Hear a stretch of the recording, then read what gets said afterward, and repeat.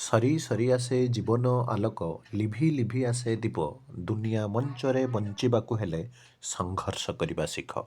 ହେଲେ ଭିଉଅର୍ସ ତେବେ ଆପଣମାନଙ୍କୁ ସ୍ୱାଗତ ଜଣାଉଛି ଆପଣମାନଙ୍କର ପ୍ରିୟ ୟୁଟ୍ୟୁବ୍ ଚ୍ୟାନେଲ୍ ଅଲ୍ ଇନ୍ ୱାନ୍କୁ। ବନ୍ଧୁମାନେ ଦେଖନ୍ତୁ, OTET 2025 ବା 2025ରେ ଯେଉଁମାନେ OTET ପରୀକ୍ଷା ଦେଇଥିଲେ, ଯାହାର ଆପଣମାନେ ଜାଣନ୍ତି ଅବଜେକ୍ସନ୍ ହୋଇସାରିଛି ଏବଂ ଆପଣଙ୍କର ଯେଉଁ ପ୍ରି ଆନ୍ସର୍ କି ପ୍ରକାଶ ପାଇସାରିଛି board of secondary education Odisha Cuttack ତରଫରୁ, ଯେଉଁଟା 17 ତାରିଖ ଦିନ ଆପଣ ପରୀକ୍ଷା ଦେଇଥିଲେ।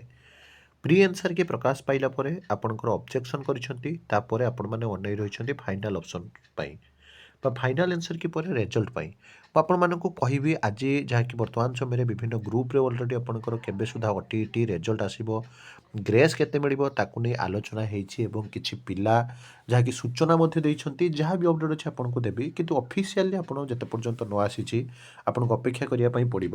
କିନ୍ତୁ ଆମେ ପୂର୍ବରୁ ବି SSD ସମୟରେ ଯେଉଁଦିନ କହିଥିଲୁ ରେଜଲ୍ଟ ଆସିବ, ଆପଣ ଦେଖିବେ ଯେତେବେଳେ 7ଟା ରାତି ହେଇଗଲା ଆପଣ କହିଲେ କାହିଁକି ରେଜଲ୍ଟ ଆସିଲା ନାହିଁ।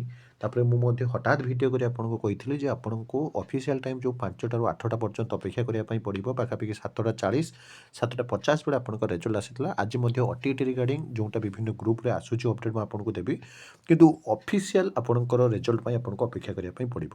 ତା ସହିତ ଯେଉଁଟାକି ଆପଣଙ୍କର SME ତରଫରୁ ଗୁରୁତ୍ୱପୂର୍ଣ୍ଣ ବୈଠକ, ସେ ବିଷୟରେ ଆଲୋଚନା କରିବା।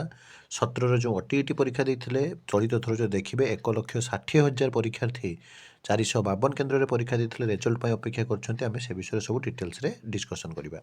ଆଗେ ଦେଖନ୍ତୁ, ଉତ୍ତର କି ଯେଉଁଟାକି ପ୍ରି ଆନ୍ସର୍ କି 29 ତାରିଖରୁ ବୋର୍ଡ଼ରେ ଆପଣଙ୍କର ଆଭେଲେବୁଲ୍ ହୋଇସାରିଛି।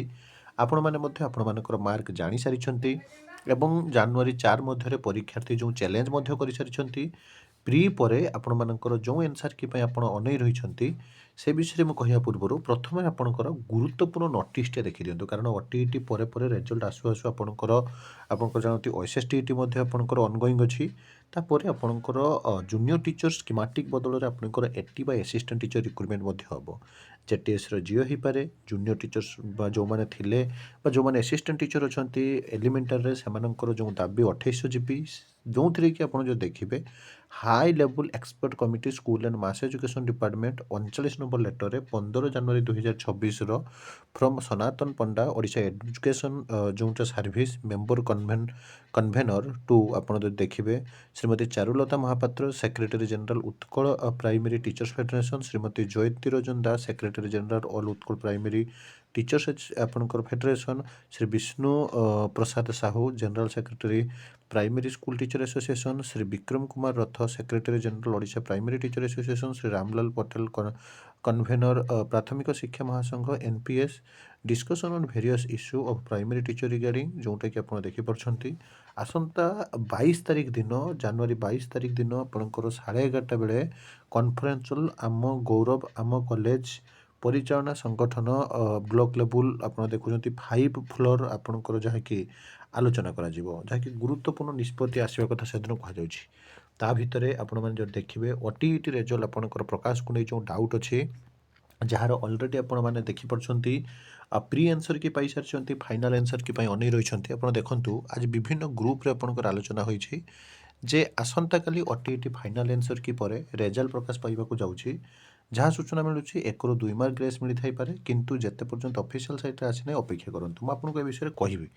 ଦେଖନ୍ତୁ, ବିଭିନ୍ନ ଗ୍ରୁପ୍ରେ ଯେଉଁ କଥା ଆଲୋଚନା ହୁଏ, ପିଲାମାନେ ବିଭିନ୍ନ ସୋର୍ସରୁ ଆଣିଥାଇ ପାରନ୍ତି ଏବଂ ଆପଣମାନେ ଜାଣନ୍ତି ମଧ୍ୟ ଅଲରେଡ଼ି ପୂର୍ବରୁ ବିଭିନ୍ନ ନ୍ୟୁଜ୍ ଚ୍ୟାନେଲରେ ମଧ୍ୟ ଆପଣଙ୍କୁ କହି ଦିଆଯାଇଥିଲା, BSE ତରଫରୁ ସ୍ପଷ୍ଟ ସୂଚନା ଦିଆଯାଇଥିଲା ଯେ ଜାନୁଆରୀ 20 ଭିତରେ ହିଁ ରେଜଲ୍ଟ ଆସିବ। ଆଜି ଯେହେତୁ 18 ତାରିଖ ହେଲା, କାଲି ମଣ୍ଡେ ଅଛି, 19 ତାରିଖ ଯଦି ଫାଇନାଲ୍ ଆନ୍ସର୍ କି ଆସୁଛି, ତା ପରେ ପରେ ରେଜଲ୍ଟ ଆସିଯାଇପାରେ ବା ପରଦିନ ଆପଣଙ୍କର ଟ୍ୟୁଜଡେରେ ମଙ୍ଗଳବାର ଦିନ ଆପଣଙ୍କର ଫାଇନାଲ୍ ଆନ୍ସର୍ କି ପରେ ରେଜଲ୍ଟ ଆସିଯାଇପାରେ।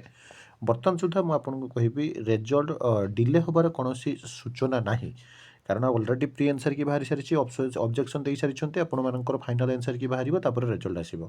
ତଥାପି ବିଭିନ୍ନ ଗ୍ରୁପ୍ରେ ଯେଉଁ କଥା ଆଲୋଚନା ହେଉଛି ଯେ କାଲି ନହେଲେ ଅତି ବେଶୀରେ ଆପଣଙ୍କର ପରଦିନ 20 ତାରିଖରେ ହିଁ ଆପଣଙ୍କ ରେଜଲ୍ଟ ଆସିବ।